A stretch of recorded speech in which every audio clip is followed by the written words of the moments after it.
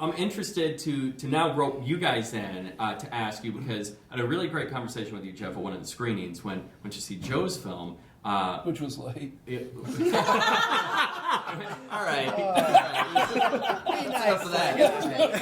I thought we were going to be ambushed here. Before we continue, I'm going to have to push play on Taylor Swift's Bad Blood right now. So, how would you guys, both of you, describe SATO48? Because it was a great conversation I had with you about that, and you said, a lot of times you end up kind of repeating the same thing, but now that we've got a little time to breathe, you guys can actually speak a little bit more. How would you describe SATO48 to someone who doesn't know what it is? It's a spiel that we always give right on TV. Is that what you're looking for? A more in depth.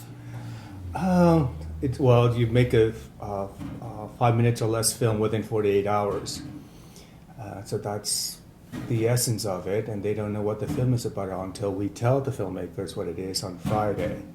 And that's always also a very exciting time for us to see the expressions on people. Some people are excited, some people are just flabbergasted by what it is.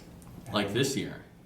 Every year. Everyone have an idea what they want to do, and then this comes up, and it just knocks their ideas out of what they had in mind. And then after that, we scream at the Moxie. And at the Moxie, we have the selection committee members. And the selection committee member, what we try to do is we try to get the whole community involved in Springfield. So they come from different parts of the society. We have bankers, we have school teachers, housewives, artists, anyone who is not necessarily in the industry, the general public. Because filmmaking, the first person that you want to appease is the general public. And if no one's going to make a flop, putting lots of money into a flop, if you know it's going to be a flop, you don't know. So that's a good test. Then we take those films, and we take them to, they select the top 10, and we take those to the professions that we have around the world. This year we have judges in London, Paris, Barcelona, Berlin, Sao Paulo, and New York, and Hollywood. I hope I got everyone. Well, it's interesting. We have to be so arm's length about that. About telling who the judges are? No, not about telling who the judges are, but the association with the judges and the filmmakers. On a few occasions, the selection committee members, it's not enough that you just know the person, but like that's my cousin, or I work with that person, or then they recuse themselves and we slot in a different selection committee member. But so we're very careful about that because there is something at stake.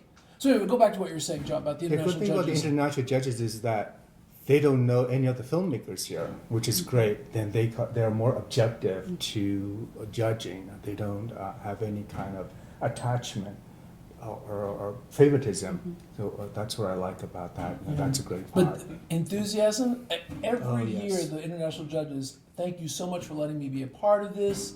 The films were even more amazing than last year. They see the growth in the filmmakers and just the overall quality, which is a function sometimes of the equipment and its availability, but also its use. And I think people are just putting more and more effort into it. And what we want to do is make sure that effort is met then with contacts and access, and in some cases just money, to make things happen. Because filmmaking is not like writing. There's some expenses involved. So that's, when we think about what SATO48 is, John was describing the steps, but the real point is that people can get work in a field they love.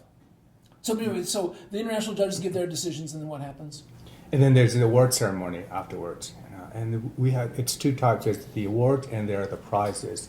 The awards are very much of the Academy style. We have 12 of them. And the prizes, that's where the community gets involved. They get to give prizes for what they would like. One example would be pets. This year it's a positive material of a pet. And another prize, a friend of ours got involved. They wanted to give a prize to Prime for Development. And they want to watch a film and see if they can go further with that film. That's another aspect. Sort of looking at the films, I was thinking about this today. Films are startups. In as much as you really don't know, you're talking about flops, you really don't know. Nobody knows. Otherwise, they wouldn't spend $250 million on something like, well, okay, let's try to sell this overseas. They're startups. They're every time it's a startup. There are some certain things are going to work, love scenes, car chases, Yeah. but will they work within that story and will they move an audience? So the the aspect of it's always new is an exciting part. And I think that's what keeps the international judges interested. Yeah. And also, we're happy that we don't get involved in the judging of any kind, or selecting or judging. We always keep that at arm's length. Because I have absolutely no morals, and oh my God, what I wouldn't do to have something. Anyway, did I say that out loud? And so We're not rolling. Oh, good. Not yet. This is a warm up. Oh, good. So then the international judges' decisions, that determines the award ceremony, which is a fun evening. It is a fun evening, yeah. And a lot of people come who are not filmmakers, or who are excited about supporting the filmmakers. They come, they all dress up, which is great. The filmmakers dress up too. Sometimes it's fun to see something come in costume the way.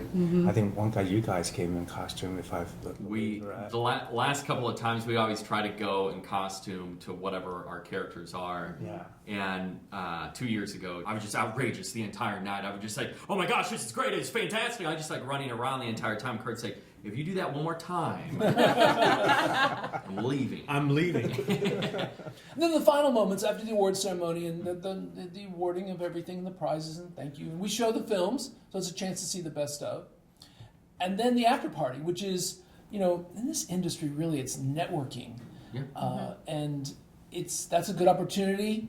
People who are successful at SATO48 and in general, they look at the films and they go, "Oh, that was great sound. Who's that person? I want to meet them. I want to know them, and work with them possibly." And then if you Who's the late misbehave, filmmaker? we're not going to do that anymore. Loves working with late filmmakers. It's a leisurely set. So relaxed. So relaxed. But and then if at the after party, if you misbehave in just the right way, you're invited to the after party. After party, where you put ties around your head. And fall asleep in front of the fireplace. Yes. So, question about the judges. Can you guys elaborate a little bit more in sense of, are they new each year? Are they different? Are they the same judges? We try to rotate much as possible, because not everyone's available. So we always try to keep people available because they're professionals. They're giving their time away from what they do. They just don't sit. They watch over and over again. They have a hard time. Every year that we had a hard time, we had to watch it again. We give them a deadline as well, because we need to work with what we need to do for the award ceremony. So yes, so if they're not available, we give them a lead time when it's going to be. We ask them to set aside some time. Do they have more or less than 48 hours? They have more. 84. Nice. To binge watch movies. So Yeah. it's two things going on. First of all, they're professionals, so they're looking at it with that eye, as Joe was describing. But also, it's who is passionate and interested in, frankly, a community event in the middle of the United States when they're halfway around the world. But what they say to us often is, "Where is Springfield, Missouri? These are really great films. What is this community that they're just really very, very interested in the talent and surprised?" Because most people think it's the two coasts and Why in the world did you guys decide to start SATO48 here? What was the major inspiration to say, we're doing this? We did it in Albany, but we'd been on the other side. We'd been on the filmmaking side, and we saw the process, and the producer on that project was really good. So that gave us a lot of insight into, kind of how things could happen for people, and, initial, think about this in terms of, when you're laying out your plan for your movie. And we happened to be in Springfield because I'm a Glendale graduate. We came back for the holidays, and Bill Bowman said, "Well, film is sort of starting to take off here. The Moxie and SATO48 are the same age."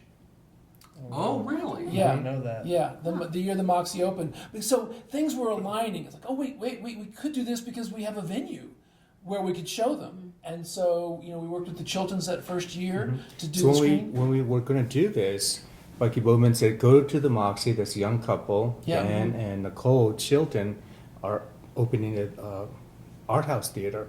So we went there, and they were painting. This was on Walnut. Yeah, They were yeah. painting the walls. We just talked to them, and then they were excited, and we were excited. So that's how we became a partnership with the Moxie. Cool.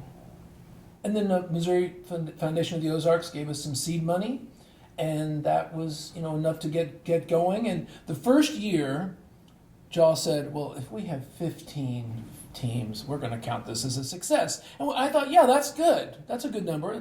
We had 35. And we went, oh no, wait a minute, something's going on. And then the next year was 50, and then 70, and then 80. And for the last 4 or 5 years, it's been over 100 teams registering every year. Bucky was a good barometer too. He said, when we said we had 30, he said, oh, that's nothing. You're going to get more. Yeah. Watch, you will get more. So he was right. Yeah. He said we would get about 100, and we have. I was in college, I think, your first couple of years in St. Louis. And I think I remember hearing about that and like, man, I would like to do that. And I did a few in St. Louis, the St. Louis actual, the 48-hour film festival. That was a national one, right, that you did? Yep. It's a national 48. And we're a little different. We try to do what we do. It's really immediate turnover right away. You do your film not too long after the screening and not too long after, because you just want to keep it fresh and you're excited and get that Keep the momentum. going. Otherwise, you wait for months and then you lose interest and you don't know. Right. Yeah. So, from both of your perspectives, what is it like to run this? Nightmare. The filmmakers have 48 There's 109 teams. Some have 30 people on them. And each one has, I have a screenwriter, and I have a second screenwriter, and I have a poster artist, and I have a second poster artist. And I mean, on and on and on. The spreadsheets just get longer and longer and longer. We got columns that are 3 letters. No, I'm lying about that. That's such a nerd joke, isn't it? I was going to say that's what we did. Hopefully you don't mind. It's exciting. And interesting. I mean, it's interesting for us, too. We get value out of it. Otherwise, we wouldn't keep doing it. Yeah.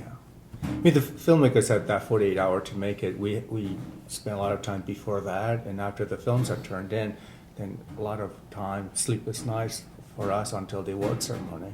So you guys are running on no sleep right now, basically. Pretty much. I mean, it varies. We're trying to find ways.